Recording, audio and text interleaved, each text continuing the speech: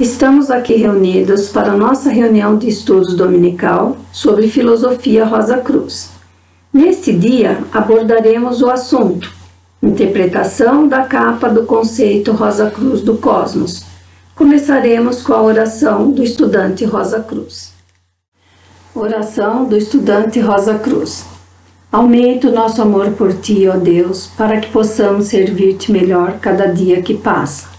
Faze com que as palavras dos nossos lábios e as meditações dos nossos corações sejam sempre agradáveis à Tua presença. Ó Senhor, nossa força e nosso Redentor. Então, para começar, eu queria perguntar assim, o que é um símbolo e qual é a diferença de um símbolo e de um emblema? Vamos começar por aí, assim, né? O que foi, Carlos? Peguei pesado? Pergunta muito boa. Vamos ver quem é que descobre. Muito boa pergunta. Então vamos lá. E aí? Boa pergunta. Pode consultar a internet, viu? Pode consultar quem quiser. O símbolo é a maneira mais fácil que tem para que, no atual momento de desenvolvimento da nossa mente, que a gente possa conseguir gravar um significado, uma transmissão do que você quer passar para alguém. É algo que facilita em função da mente que a gente tem atualmente. Muito bem. Mas... Vou complementar essa pergunta da Regiane, porque a pergunta é muito boa, Regiane. Quando o símbolo Rosa Cruz é um símbolo e quando ele é um emblema? Agora eu também fiquei nessa. Vou ter que consultar os universitários. Eu vou arriscar, pode ser? Quando ele... pode falar, Pode Regiane. repetir.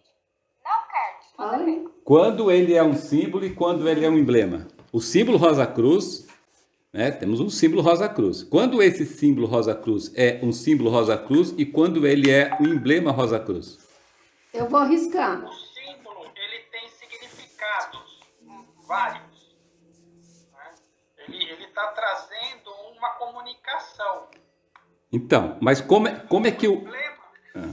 Sim, Glauco, entendi. Mas como é que o mesmo desenho, ele pode ser um símbolo e pode ser um emblema? É o mesmo desenho. Eu arrisco falar que símbolo é quando, por exemplo, a gente usa na totalidade quando vai fazer os rituais, por exemplo, que pode expor e que tem a rosa, eu acho. A rosa branca. Isso, com a rosa branca. Tanto que nos livros, em todos os lugares, não aparece com a rosa branca, com exceção de quando vai fazer o ritual. Rituais, né, que a gente tem. E agora o outro normal é quando se usa para qualquer comercialização, qualquer capa de livro, igual tem quando saíram os marcadores lá de livro com as datas de cura, e já não tem a rosa branca. Eu arrisco dizer que poderia ser isso. E tá certinho. Pode perceber que esse desenho da capa que a Regiane colocou, como todos os desenhos de todas as capas dos livros, né, se é que a pessoa entenda, sabe disso, ele deve desenhar o símbolo Rosa Cruz sem a rosa branca, porque aí ela é um emblema Rosa Cruz, tá? Se você colocar a rosa branca, ele vira um símbolo Rosa Cruz, e aí você está blasfemando, porque a orientação que tem dos irmãos maiores, né, dado pelo Max Handel, é que o símbolo Rosa Cruz só pode e deve ser expostos em duas ocasiões.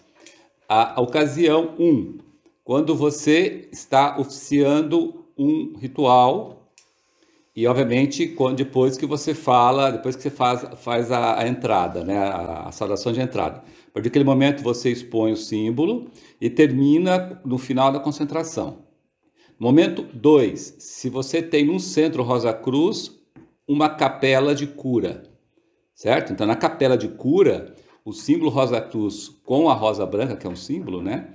Ele fica exposto 24 horas por dia. Fora disso, ele tem que ficar coberto, ou se você quiser expô-lo como patuá, como chamariz ou como obra de arte, você deve tirar a rosa branca da frente, do meio, tá? Por isso que o símbolo, então, ele é uma representação espiritual, né? Um símbolo sempre é representação espiritual, o emblema não. Espiritual. Emblema não. Então, emblema não, né? Exato. Símbolo sim, emblema não. Eles não podem usar, que nem você falou, como patuá, né?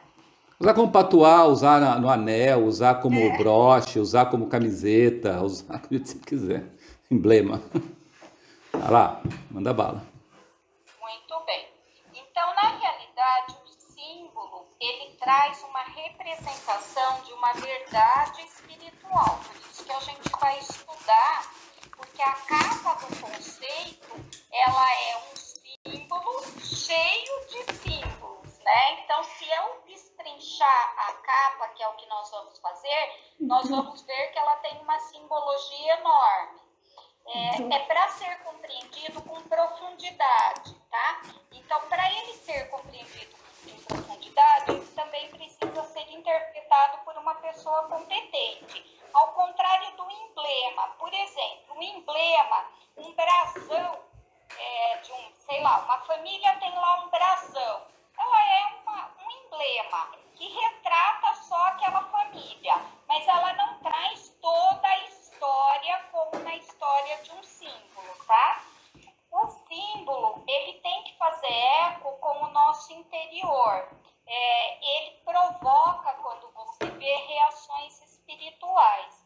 Por isso que a gente diz assim, quando eu exponho com a rosa branca, ele tem uma força imensa, né? Porque a nossa crença, o nosso interior vai reconhecer algo familiar que está gravado nesse símbolo, tá? Os verdadeiros símbolos, eles têm raízes espirituais e só podem ser transmitidos por um iniciado, tá? Então, basicamente, essa é a diferença do símbolo e emblema, complementando o que vocês já falaram, tá? Regina, você está gravando? Não, Então faz o favor. acho que eu nem tenho como gravar, viu? Por que gravar? Não, só perguntei. Grava aí, Luiz, do celular. Eu não sei. Que eu não estou no celular, estou no computador. Ah. Ela pode gravar. Acho que quem abriu que pode gravar, não é? Então é o Só Carlos. você, né, Carlos? Isso. Tô gravando já, para falar. Tá. Então manda ver. Desculpa. Perfeito. Então, essa é a diferença do símbolo e do emblema. Então, agora nós vamos começar pela parte de baixo. No conceito, uma das primeiras coisas que aparece na capa é a flor de lis, tá? Então, como a gente já estudou, eu vou nas perguntas. O que representam as duas flores de lis para vocês?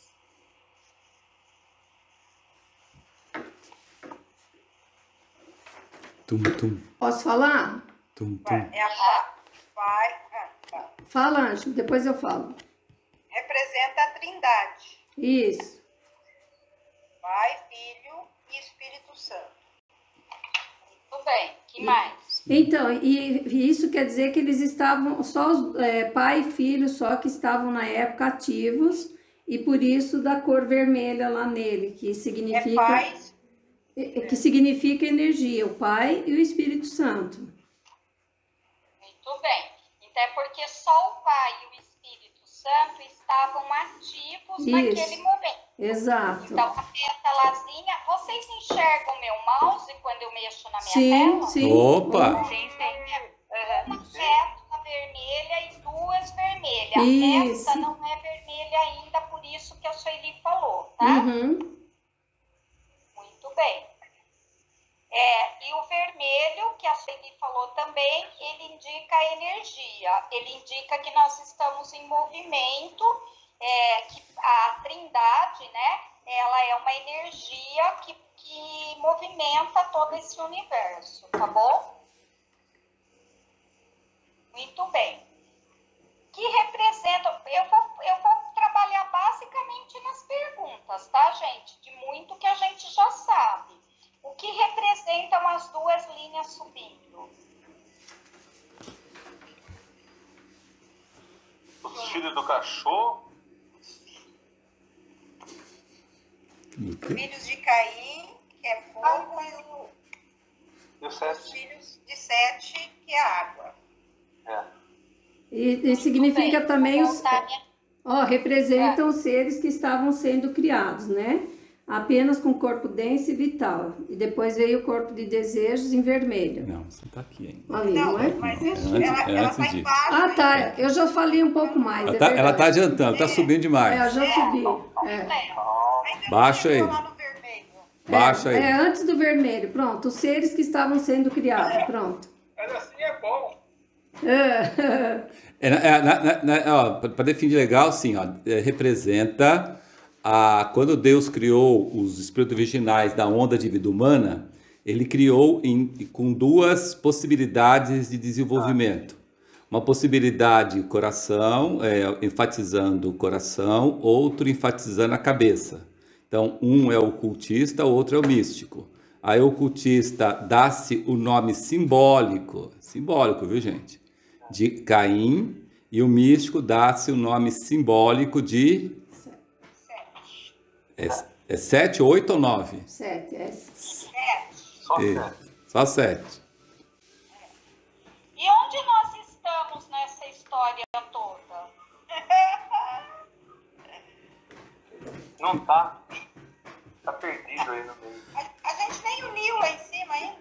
Alguns de nós acham que é ocultista é místico, outros acham que é místico ocultista, outros não sabem o que é, e o terceiro acha que são os dois.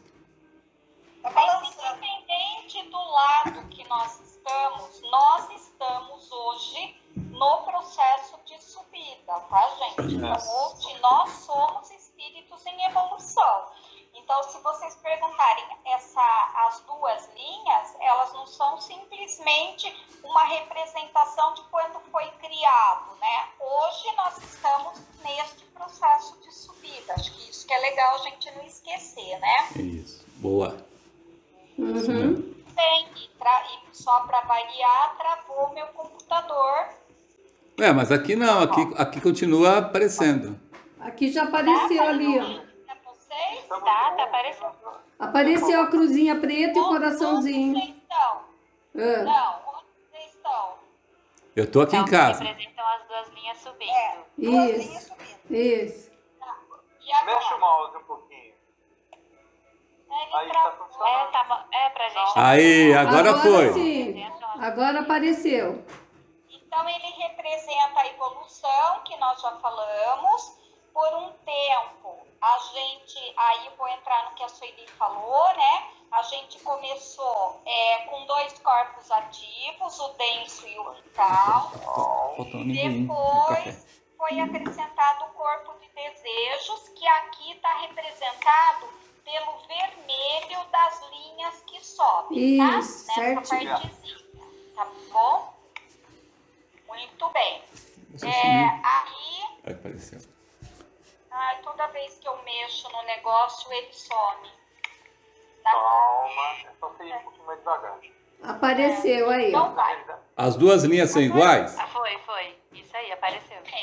Então o Carlos já perguntou, porque elas são muito parecidas. Veja, é a flor de lis, é a subida. A pergunta é, elas são iguais? Não. Não. A vela. Elas parecem iguais, mas são diferentes. Agora não são mais iguais. Eram iguais, agora não são mais.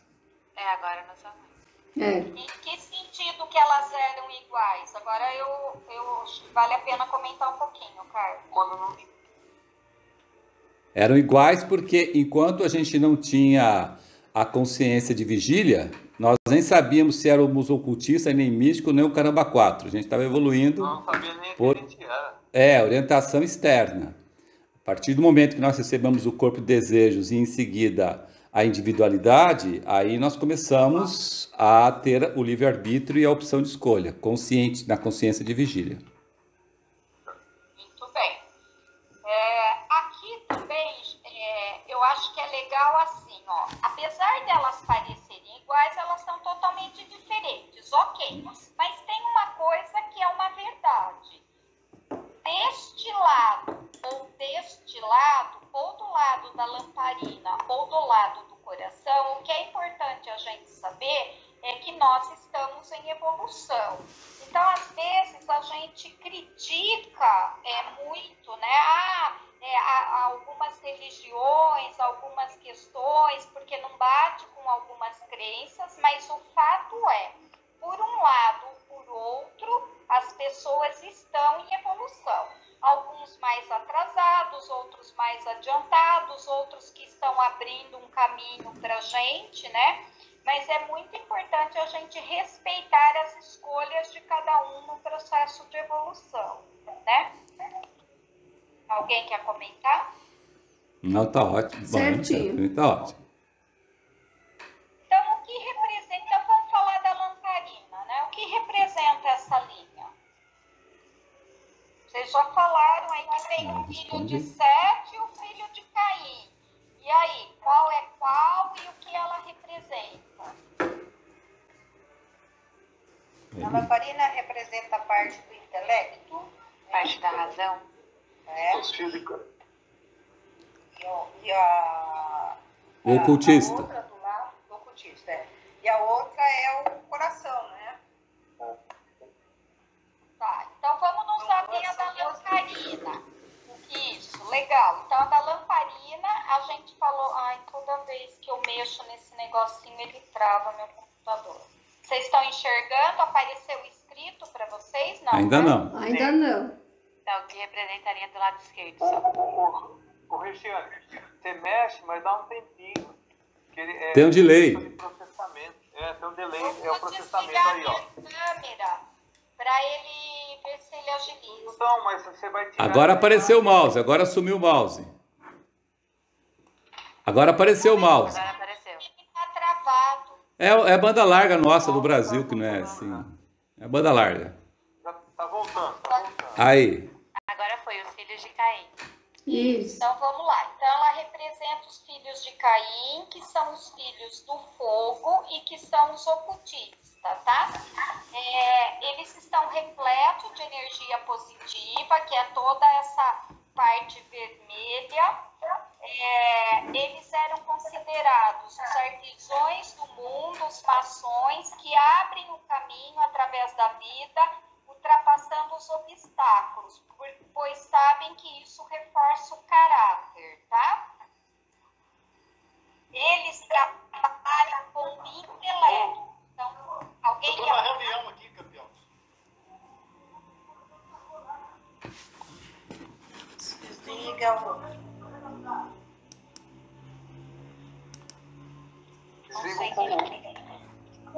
Desliga o microfone, Marcelo. É que acho que ele não sabe desligar. Aqui está demonstrado pela lâmpada que tem 9 raios. Muito bem, o que são os 9 raios? 9 raios é aqui, ó. 1, 2, 3, 4, 5, 6, 7, 8, 9. Ele simboliza o caminho do aspirante que está nessa linha? Não sei, queria ouvir os outros também. Esquerda, depois direita. Que aí é o caminho, a energia positiva, né? Então ele simbolizaria o caminho positivo do aspirante. Através do estudo esotérico. Alguém mais quer completar? Se alguém quiser falar mais da chama, seria bom. Eu queria fazer uma pergunta, se alguém souber, se é que tem como. Faça. Estamos ouvindo.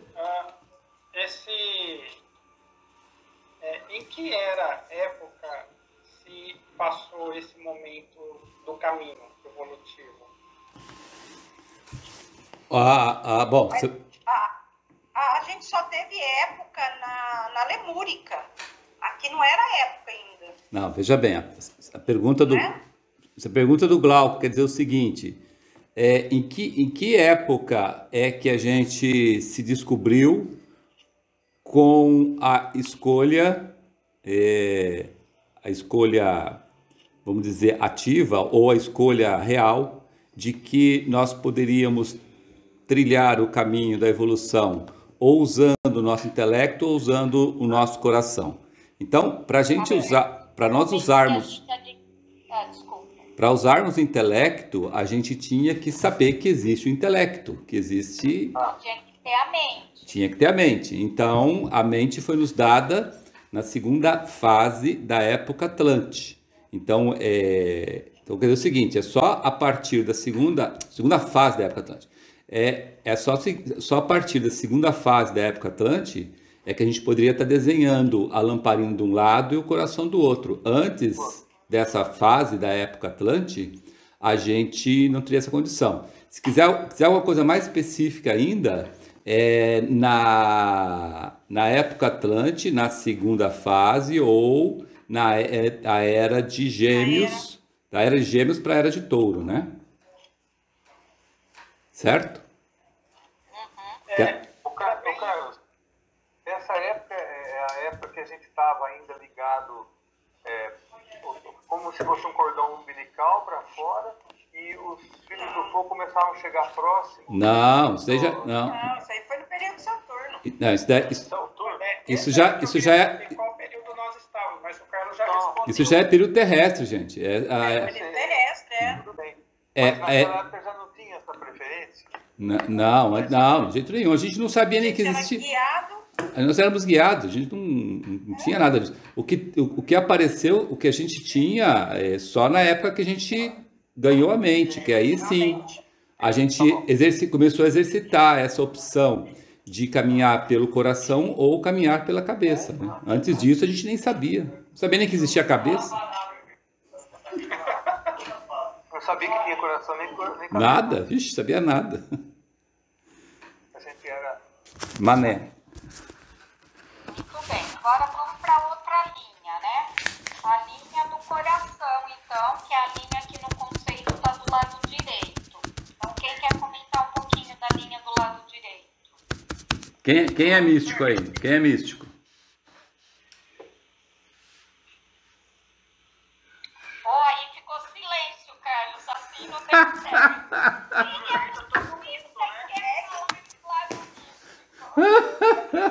É o lado dos devotos, né? Que é pelo menos que eu li. É o lado que as pessoas anseiam por um líder, né?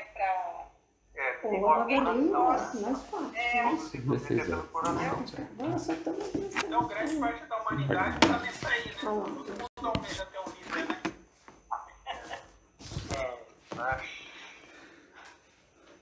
Então, Você fez uma crítica? Não, Luiz. Não, bom. Vai lá. Filhos da água. De sete, filhos da água, ou o que a gente chama de místicos. Quando a gente fala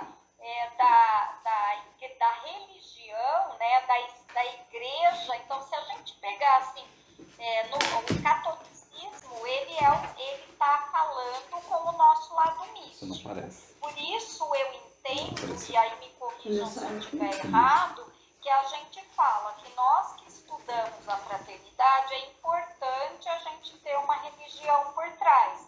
Porque se a gente quer fazer a união lá em cima, a gente tem que andar com esses dois lados mais ou menos em paralelo, né? Porque se a gente se torna muito passional, a gente pode cair também na tentação de se tornar uma pessoa muito dura.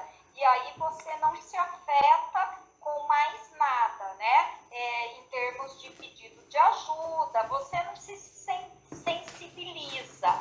E quando você caminha os dois, a sua intuição, ela te impulsiona também para esse serviço da compaixão, enfim, tá? Então aí andamos juntos. Falei certo ou alguém quer complementar um pouquinho? Eu só queria complementar uma coisa muito interessante, Regiane, que você aproveitou e falou, que eu achei bacana, é que acontece o seguinte, a escolha pelo lado cabeça e lado coração, ela não é uma escolha feita durante a nossa vida aqui.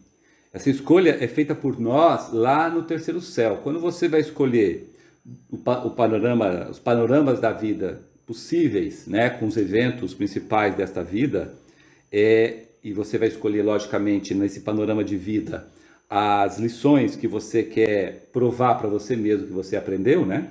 Que são os eventos principais da vida, dependendo das lições que você escolheu aprender, automaticamente ela já te puxa uma vida mais para o lado místico do que para um lado ocultista ou vice-versa. Entendeu? Então, na realidade, a escolha é feita lá no terceiro céu. O problema é que quando chega aqui, se você é uma pessoa que nas últimas vidas você sempre foi para o lado ocultista, né? Aí quando chega aqui, da mesma forma que você não, nós, né? Todos nós, sem exceção, a gente tenta procrastinar as lições, ou seja, a gente tenta não aprender as lições ou desviar delas, né? O máximo que a gente pode. Da mesma forma, a gente pega o lado mais cômodo para a gente e tenta se impor nesse lado cômodo, entendeu? Então, por exemplo, a gente tenta se impor, hoje, a gente tenta se impor muito mais para o lado intelectual, para o lado ocultista e pior. Além de se impor para o lado ocultista, a gente fica tirando sarro de quem é do lado do coração, né? Só que esquece de uma coisa que é importantíssima, que o Max Sandel fala naquele livro Ensinando os Iniciados, que eu sempre repito, porque para mim aquilo é um learning, é um cuidado primoroso, né? Que quem caminha pelo lado místico jamais perderá a chance de se desenvolver nesse esquema de evolução. Quem caminha pelo lado ocultista sempre está a perigo de, se não tomar cuidado, perder a chance de evoluir aqui, ou seja, perder os átomos sementes. Então, a gente que tem muito para o lado ocultista, a gente tem que fazer de tudo e mais um pouco para se dedicar para o lado místico. Tudo e mais um pouco, porque se a gente não fizer, a gente fica na região cômoda do ocultismo, do intelecto. E aí a chance de a gente se atrasar é muito grande, tá? Só isso. Eu queria fazer um comentário. Tá. Ô, Rê, desculpa, eu só queria tirar uma dúvida. Quando a gente fala da necessidade da religião, é sempre importante essa questão de ser uma religião cristã, por conta, pensando a gente como estudante Rosa Cruz, do que qualquer outra religião que não necessariamente cristã? No nosso caso, sim, né? É uma religião onde Cristo, né? Por conta da gente seguir o Cristo, né? Eu respondo cristã, com uma base cristã. Eu respondo isso com duas colocações. Primeira colocação é a seguinte: quando você entra como estudante Rosa Cruz, ou seja, quando você começa, fala assim, eu quero ser estudante Rosa Cruz, e começa lá no grau chamado estudante preliminar, é o primeiro grau do caminho de preparação da Fraternidade Rosa Cruz. A primeira coisa que te mandam, né, é os preceitos do estudante Rosa Cruz. E nesses preceitos, o primeiro item que está ali em cima é assim, ó: Cristo será o seu ideal.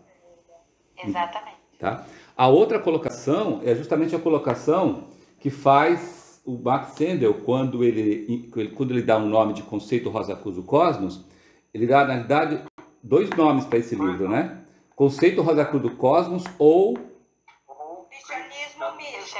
Então ele já, exatamente, então ele já diz o seguinte, ó, isso daqui é cristianismo, então é Cristo, é cristão, né? Por isso que quem está numa fraternidade Rosa Cruz e não é cristão, né? Então ele não está na fraternidade Rosa Cruz, ele acha que ele está, mas ele não está. E ele não vai isso que eu falo, e ele não vai evoluir. A gente vê várias vezes de dúvida, né, pai? Que eu pelo menos a gente vê às vezes no site, ou em vídeo, ou o que for, que as pessoas confundem as coisas. Porque eles estudam astrologia, então mistura com um monte de coisa e religiões que não são cristãs. E acho que é importante sempre frisar, né? É importante sempre ser uma religião cristã, senão é incoerente com a gente, né? Tipo, pensando com a Fraternidade Rosa Cruz de Max Heine, porque desde o início é pregado que tem que seguir o Cristo. Então não adianta você segue outra pessoa que não o Cristo. Lembrou bem, é isso mesmo. É meio... É isso mesmo. E aí, para seguir o Cristo, é muito mais fácil a gente ir pelo lado místico do que pelo lado ocultista. Muito mais fácil. Um ocultista... O intelecto não abre Bíblia, viu, gente? O intelectual não abre Bíblia, não, viu? Viu? E os que eu conheço que abrem só a parte do Velho Testamento? Para falar, tem que apertar aqui, né, filho? Eles não abrem.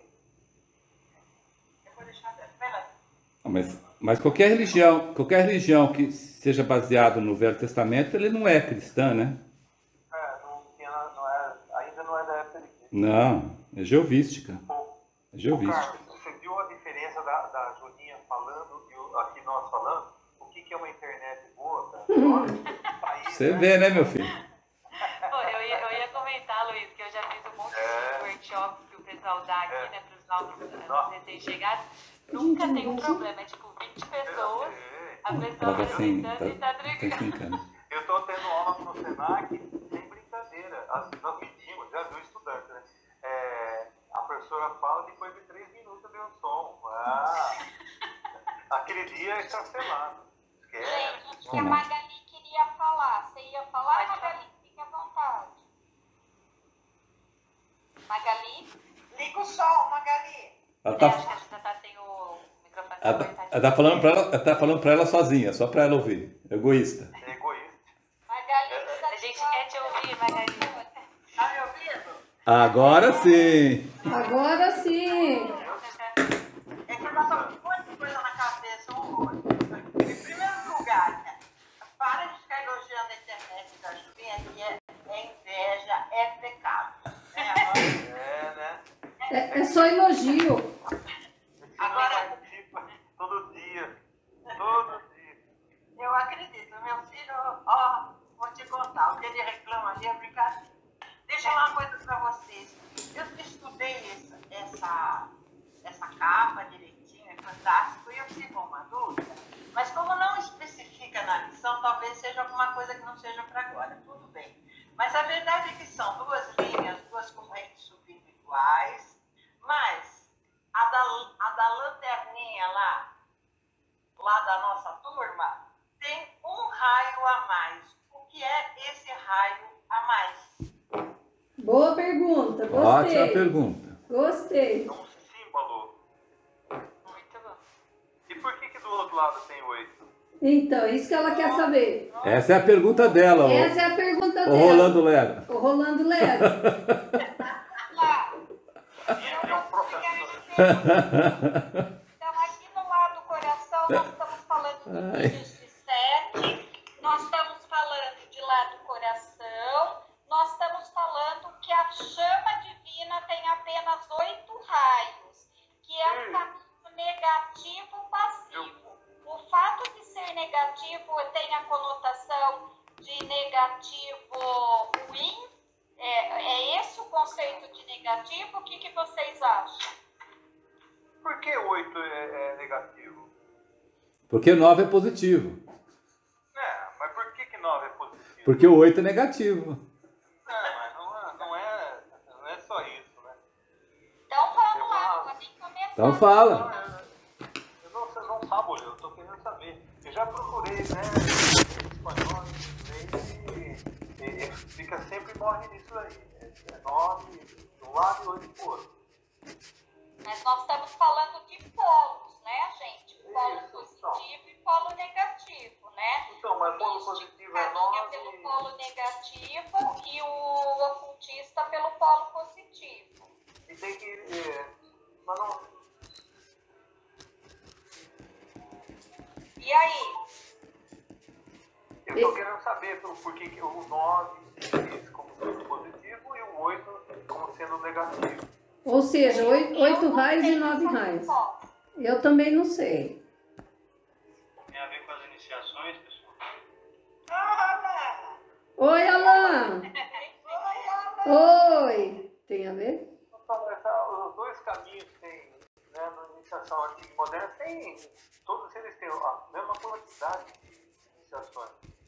Olha, eu vou pôr o que Tem que ter uma está tabela na internet. eu vou pôr o que eu consigo entender. Daí, se alguém quiser complementar, os 9 raios indicam um caminho ativo. É o polo positivo. Agora, olhando para engenharia 6, aí que eu não sei como falar, eu não vou saber o que é positivo ou negativo. Mas o fato é que o polo negativo, ele é considerado passivo. O que é isso, né? Ele precisa seguir um líder. Ele tem aí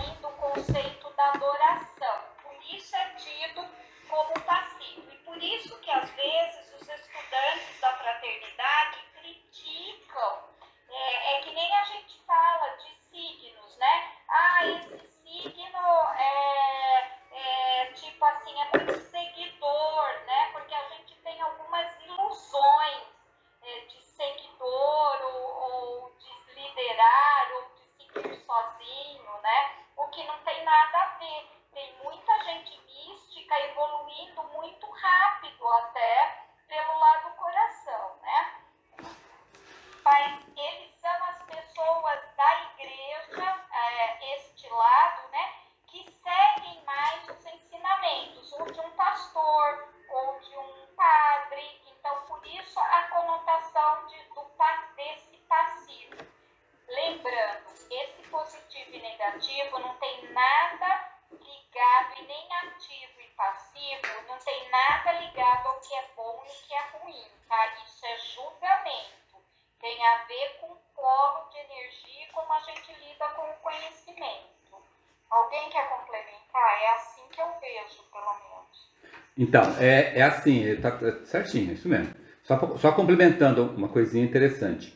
É tudo que Deus criou, tudo que Deus cria, tudo que Deus criará, sempre será com dois polos, positivo e negativo, vontade e imaginação. Não existe possibilidade nenhuma de Deus criar alguma coisa que seja só pelo polo positivo ou só pelo polo negativo, tá? Então, sempre a manifestação, né? Nesse grande manifestação, sempre é duplo. Então, toda vez que existe uma coisa, vai existir a outra coisa, que são sempre as duas opções, né? Sempre são os dois caminhos, duas opções, sempre. Eternamente será assim. Então, quando vem a possibilidade de desenvolvimento, também ela tem que ser dupla. Então, ela tem que ter dois caminhos, ela tem que ter duas opções. A opção positiva e a opção negativa. Toda vez que você vê alguma coisa que é positivo, então ela está ligada mais à vontade, mais à ação, mais ativo, a parte de ação, ativação, tá? E toda vez que você olha alguma coisa que está pelo polo negativo, é sempre pela reação, é sempre pelo passivo, é sempre pelo receber, tá? Então, o positivo dá, o negativo recebe. E tem que ter, porque se tiver só o dar, não tem ninguém para receber, você não presta serviço. Se você só receber e não dá, você também não presta serviço, você vira um egocêntrico. Então, sempre tem que ter os dois, né? Então, nesse caso, existem as duas possibilidades. O lado positivo, que é o lado ativo, que é o lado da lamparina, e o lado negativo, que é o lado passivo, que é o lado coração. As duas são indispensáveis ser desenvolvidas.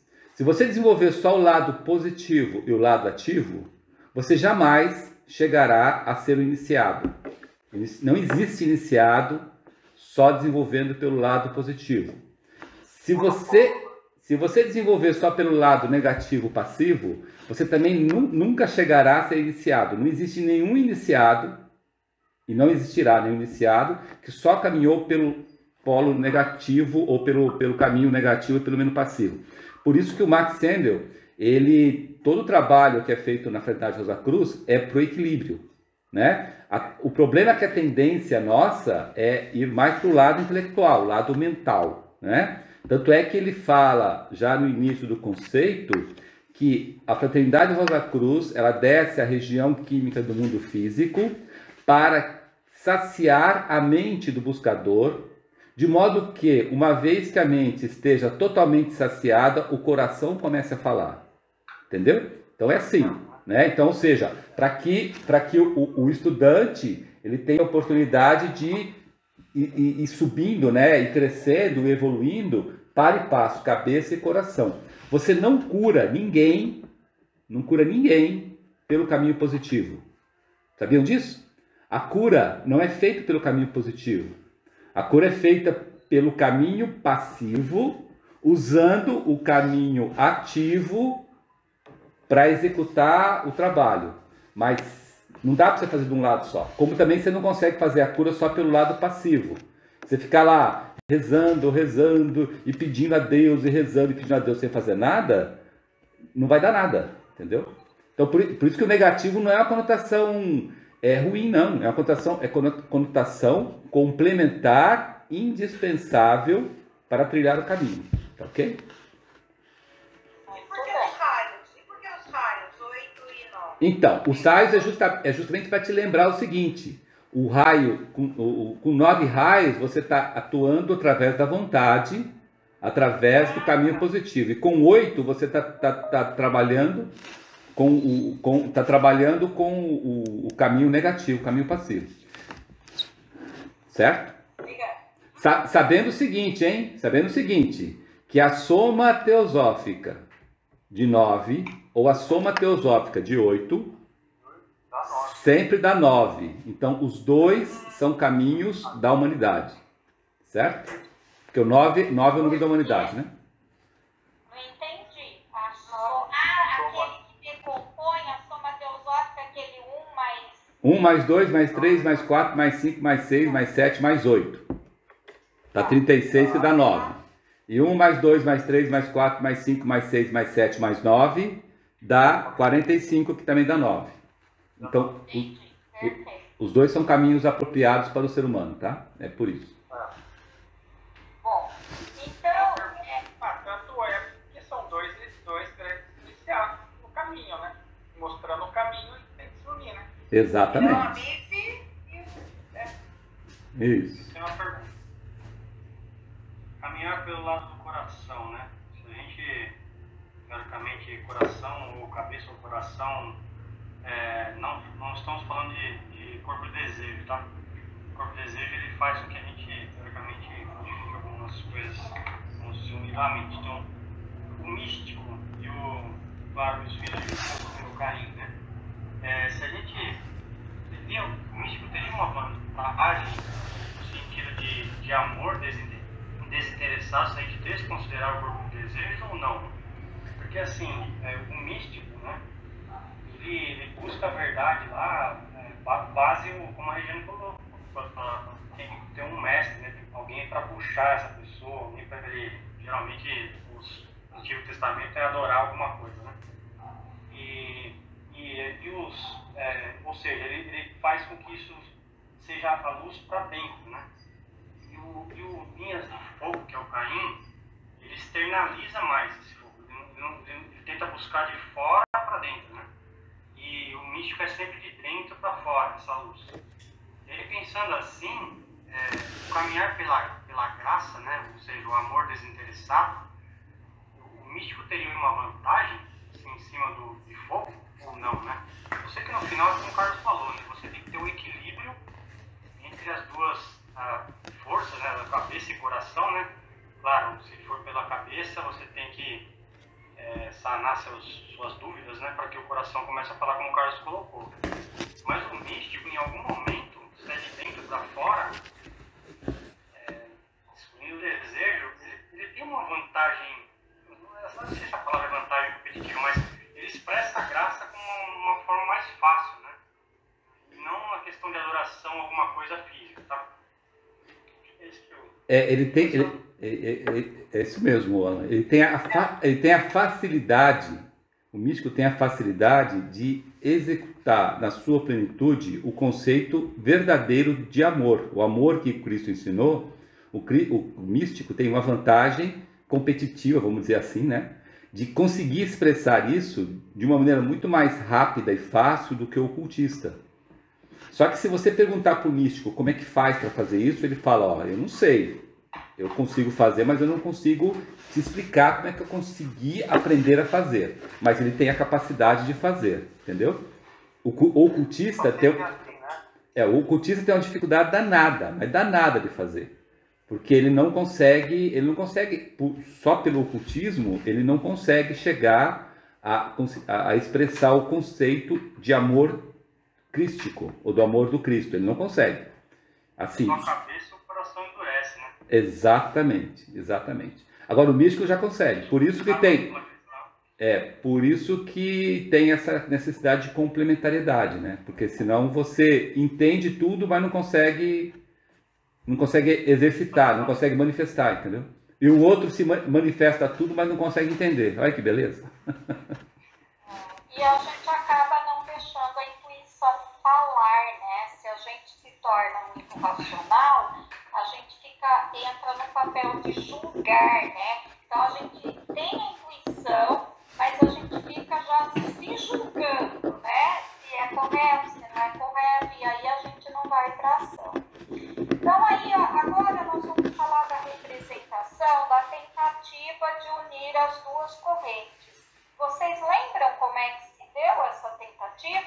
também que ela ocorreu? A primeira? É. Por enquanto nós só tivemos a primeira, né? Nós não Foi tivemos na, foi na construção do templo de Salomão, né? Salomão. Aham. Tudo parente, tá? Só antes de entrar em Salomão, vocês estão vendo dois narigudos do lado aí, ó? O narigudo do lado esquerdo e o narigudo do lado direito, vocês estão vendo esses dois narigudos? Subindo. É, tem dois narigudos aí, não tem? Vermelhinho. Aqui, ó. É aqui. Aonde você está vendo o narigudo? Não, aí onde você pôs o mouse. Não, aonde você pôs o mouse. Então, aqui. Mais para a esquerda. Aqui, ó. É, mas põe mais, Não, põe é mais pra cá, para Regiane. mais para a esquerda. No Vai na vermelhinho. direita ou esquerda? Tem que estar lá. Esquerda. Aí. Esse é o narigudo, tá vendo? Tem outro narigudo lá de lá. Gente, o nariz tá aqui. Não, é esse pontudo aqui, ó, esse nariz É a aqui. orelha. Isso, esse aí. Esse é o narigudo, o outro é outro narigudo. Quem são esses dois narigudos?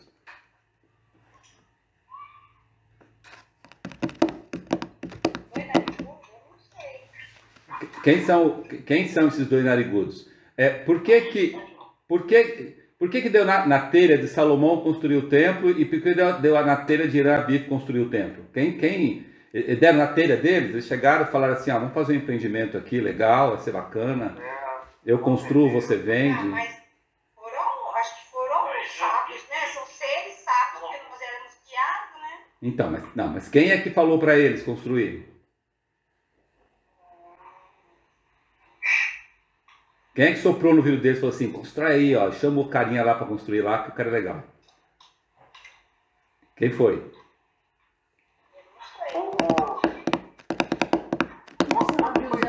Quem são Foi os dado sábios a amorosos? o tabernáculo no deserto, o final não era para ser construído também um templo definitivo? Não, veja bem, quem soprou no ouvido de Salomão e quem soprou no ouvido de Irã-Abif para construir o templo de Salomão? As hierarquias criadoras, não foram? Beleza, quem? São 12. Os senhores da mente. Não. Quem era? Gente, na época de Salomão e de Irã-Abif, reinava que tipo de religião? Sheol. Religião de raça, não é? Raça. Isso. E quem era o Deus de raça da época? Quem era o nosso Deus? O Deus Jeová. Então, foi o Jeová, então. Jeová é que chegou para os dois, que eram dois iniciados, lembra? Salomão e Irã-Abif já eram iniciados naquela época, né? E ele que soprou no ouvido de cada um deles, dizendo o seguinte, ó, tá na hora de tentar juntar, como a Regiane bem falou, né? Tá na hora de tentar unir as duas cores de evolução. Ou seja, tá na hora, né, de que esses irmãos que estão caminhando pelo lado cabeça, né, e os irmãos que estão caminhando pelo lado coração, eles se juntem. Ou seja, que a partir desse juntar, exista um caminho só, cabeça e coração, certo? Então foi Jeová, tá? Então por isso que tem esses dois narigudos aqui, ó. Os dois narigudos podem ser iguais, tá vendo? Que é Jeová de um lado e Jeová do outro. Você tá chamando de narigudo? É isso o aí. triangulinho ali, a pontinha, vai ser um sapatinho com salto. Isso, é. Tá vendo? Então são dois. São os Bacana, né? Jeová. Da Falar um pouquinho, né? A gente vê aqui nesse cálice, né, que em ambos os lados sobe, preenchendo com o vermelho do vinho da vida, né? Então tinha um impulso que foi dado para que isso acontecesse. E aí vem as minhas perguntas. Nós acabamos de falar de Templo de Salomão. Qual é a simbologia do Templo de Salomão?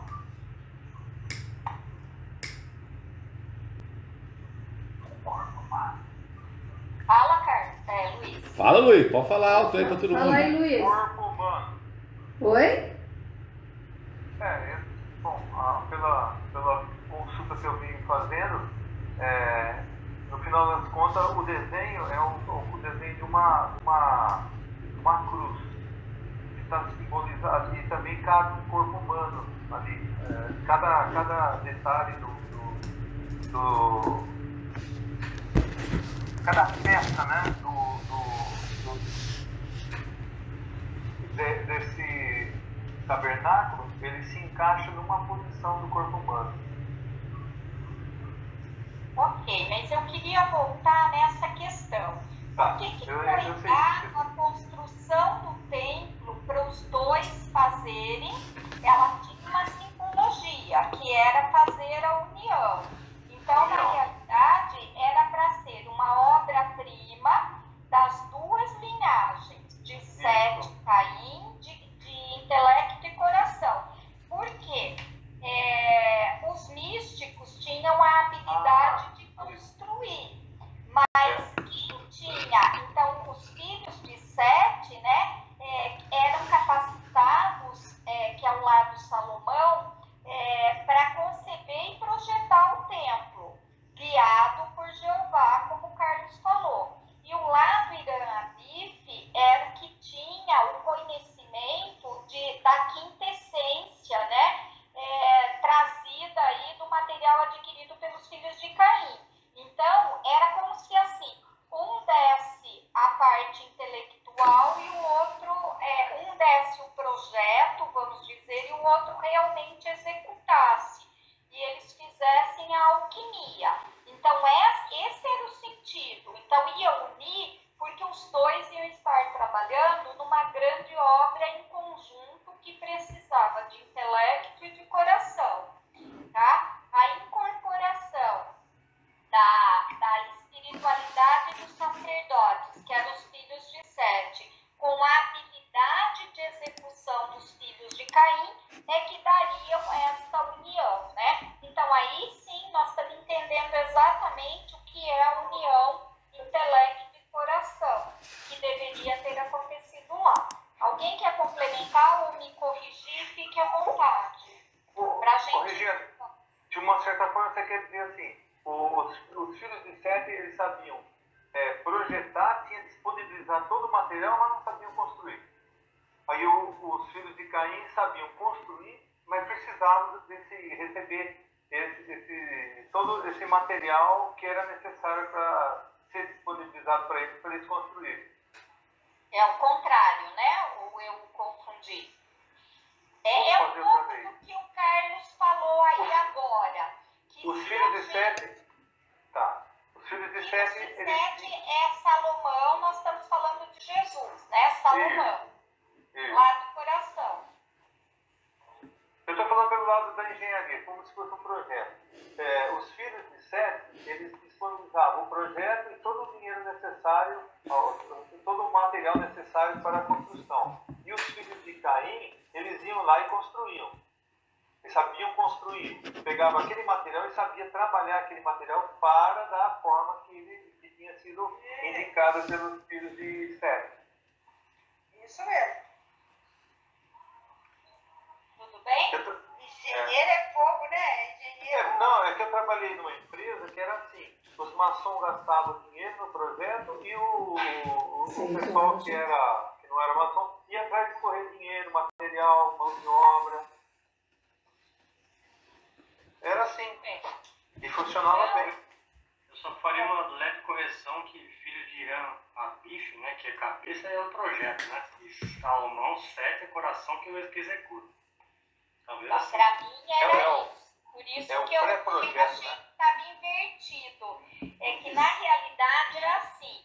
O que o Irã, a construção física está na mão do Salomão, filhos de Sete. A construção pela quinta essência, o lado espiritual, era um conhecimento que quem tinha eram os filhos de Caim e Irã. Então, assim, por isso que eu não consigo falar que o projeto e a execução estava na mão de um só. Não, o físico, a construção do templo física estava na mão dos filhos de Sete. A quinta essência e o lado espiritual que deveria ter unido estava na mão do Irã. Não sei se o meu conceito está certo. Quem vai dar o voto de Minerva aí? Eu posso falar? Pode. Olha, é interessante isso, assim me surpreendeu um pouco, assim, é uma coisa pessoal. Eu fiquei pensando, eu e tantos colegas, né, já acho que o colega já me defendeu. Eu sou uma arquiteta da turma dos filhos de Caim. E me sinto muito bem. Então, eu fico aqui um pouco assim, até onde começa o trabalho de um e continua o trabalho do outro. Eu também estou na dúvida. Então, ó, eu tenho uma questão que eu vou voltar no que o Carlos falou.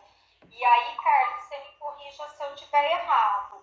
Por isso que não dá para a gente evoluir por um lado só. Porque lembra que o Carlos falou que os filhos de Irã, Abif, quando a gente se torna um ocultista, a gente corre o risco de endurecer o coração. E aí a gente não vai para a ação.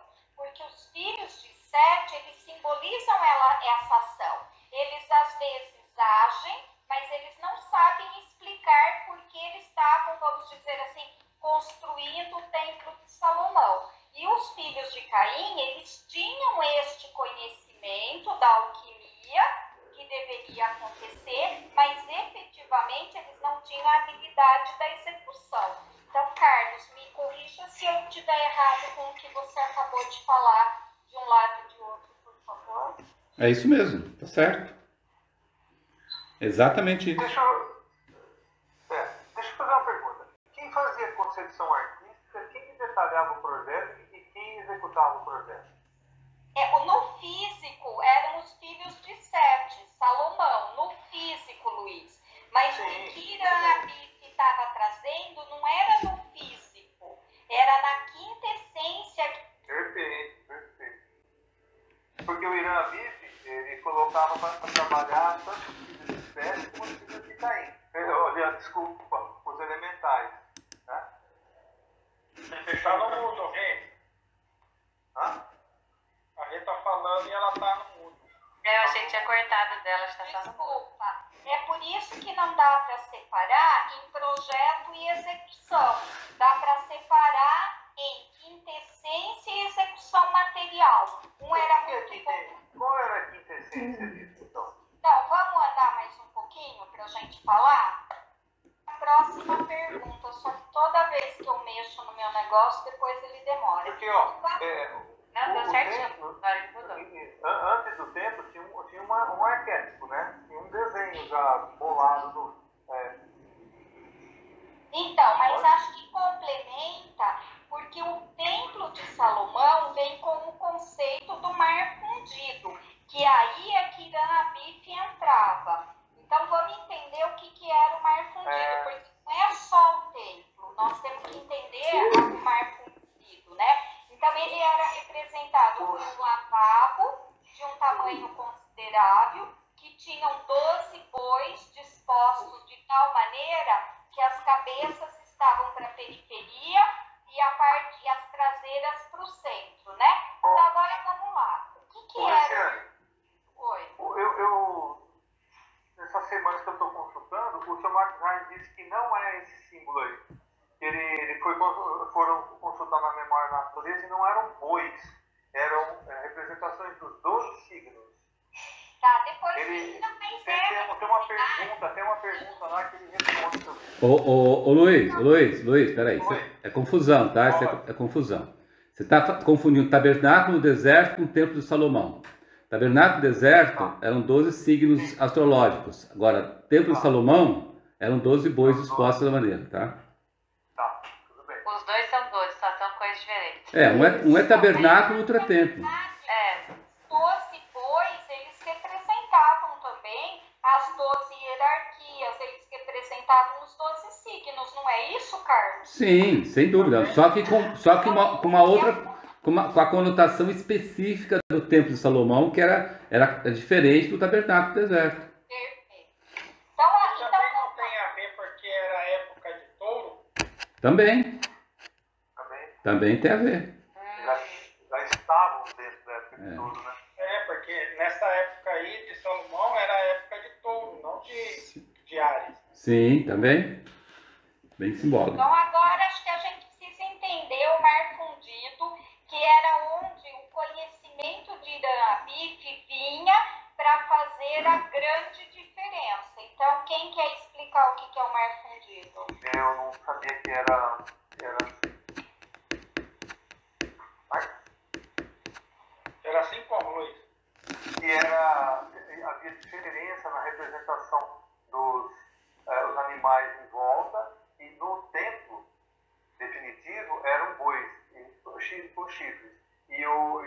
época que era o tabernáculo no deserto, eram 12, a representação dos 12 signos, os animais que representam os signos.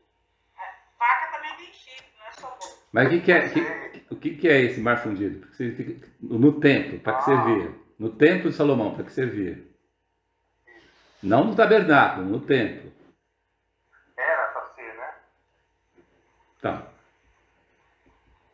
Vamos andar, eu vou andar um pouquinho e daí vocês vão entrando, tá?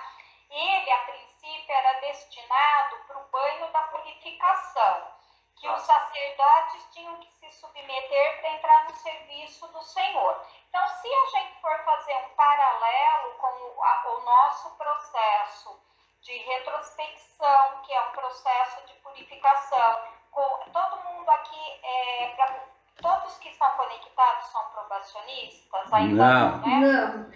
Ainda Mas não. com alguns rituais, enfim, com o probacionismo, com esse caminho de evolução, nós estamos falando da assimilação. Quando a gente faz a retrospecção, nós estamos falando de reter esta quinta essência.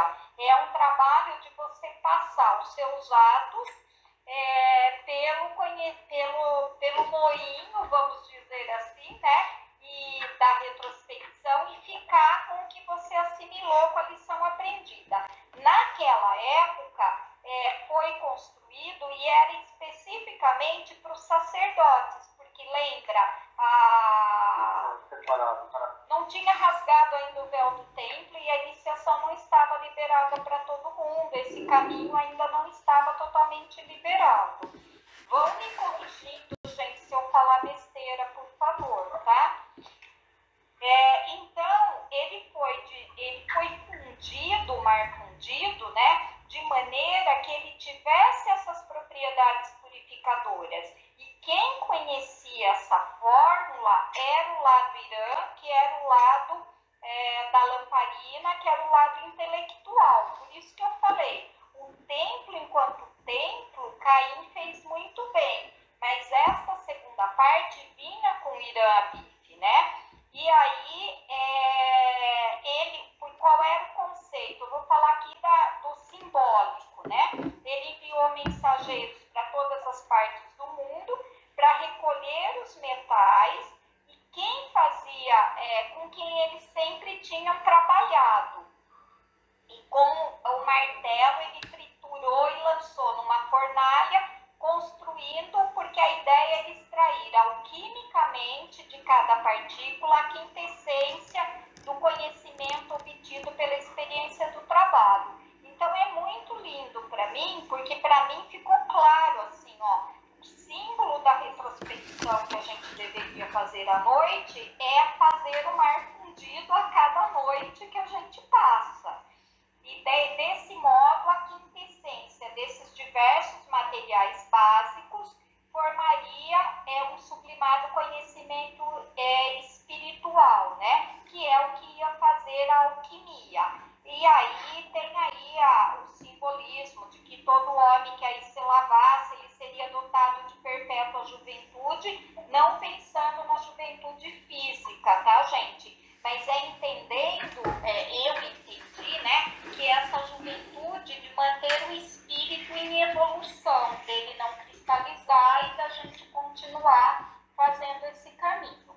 Se eu falei besteira, alguém me ajuda. Ou se quiser complementar, porque eu acho muito importante entender onde entra Salomão e onde entra Irã Abif.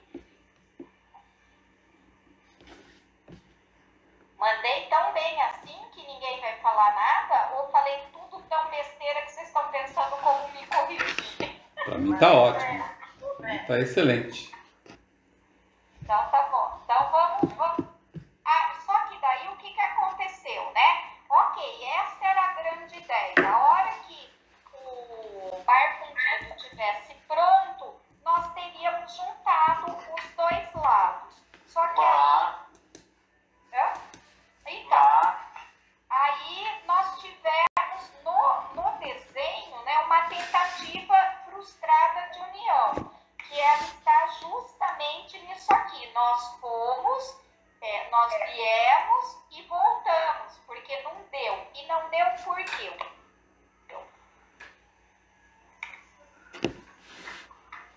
Por que não deu? Por causa do materialismo? O materialismo é uma grande fonte, mas o materialismo ele está interferindo muito mais agora, quando a gente chegar na parte de cima do conceito. Aí teve uma traição, né? Que traição foi essa? Posso ler? Eu venho estudando maçonaria e catolicismo, isso. Entre os trabalhadores do templo haviam alguns que pensavam que seriam promovidos a um grau mais elevado, mas eles não tinham o poder dentro de si. Por isso, Irã Abif não podia iniciá-lo. Como era... Esse é o finalzinho da história, dessa história, de quando aconteceu. Como era incapaz de ver que a falta residia neles, irritaram-se contra Irã, como acontece hoje em dia com os candidatos muito ambiciosos, que se sentem menosprezados e classificam o setor espiritual como Aí ele diz assim que eles foram, a hora que estava pronto o templo, estava praticamente terminado o templo, aí o Irã Abif começou a fundir os diversos vasos necessários ao serviço de acordo com os desenhos feitos por Salomão, como agente de Jeová. E aí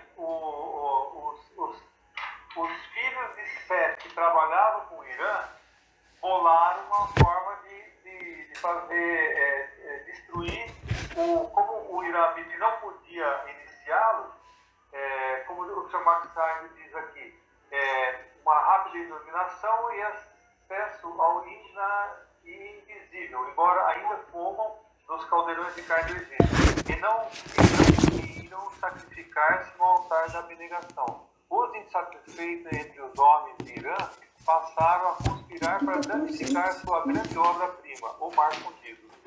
Então aí, gente, o que eles fizeram? Eles foram lá, na hora de fundir, jogaram água, né? Então aí retrata o lado egoísta, o lado do poder, do benefício de si mesmo, né? E aí, como o lado fogo, Irã, não era preparado para manipular o elemento aquoso, então o que deveria ser a grande mudança acabou não ocorrendo, né? Quando o Irã abriu as comportas, o fogo líquido foi embora para fora.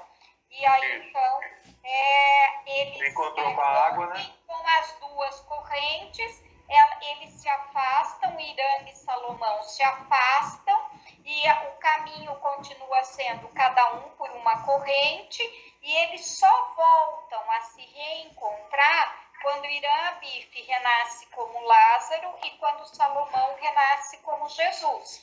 Aí eles vão lá, quando Jesus faz a ressurreição de Lázaro, né? Eles se reencontram e aí sim a gente volta a ter a proximidade, as linhas começam de novo a vibrar para a gente tentar se unir. Estamos aqui reunidos para a nossa reunião de estudos dominical sobre filosofia Rosa Cruz.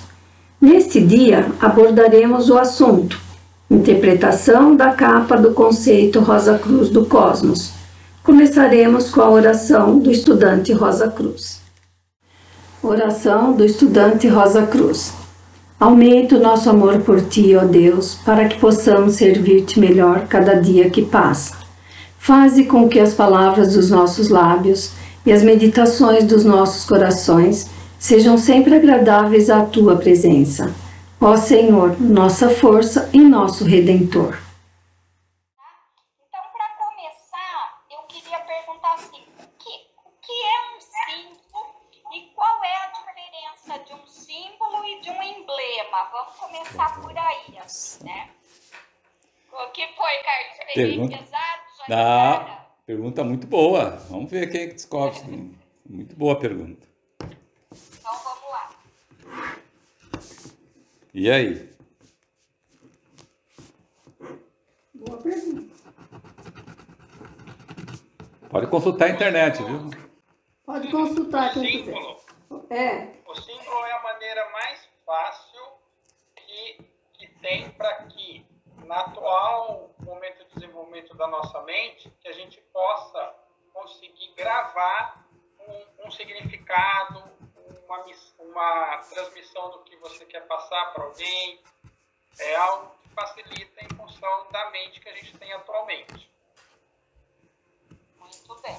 Mas, Vou complementar essa pergunta da Regiane, porque a pergunta é muito boa, Regiane. Quando o símbolo Rosa Cruz é um símbolo e quando ele é um emblema? agora eu também fiquei nessa. Vou ter que consultar os universitários.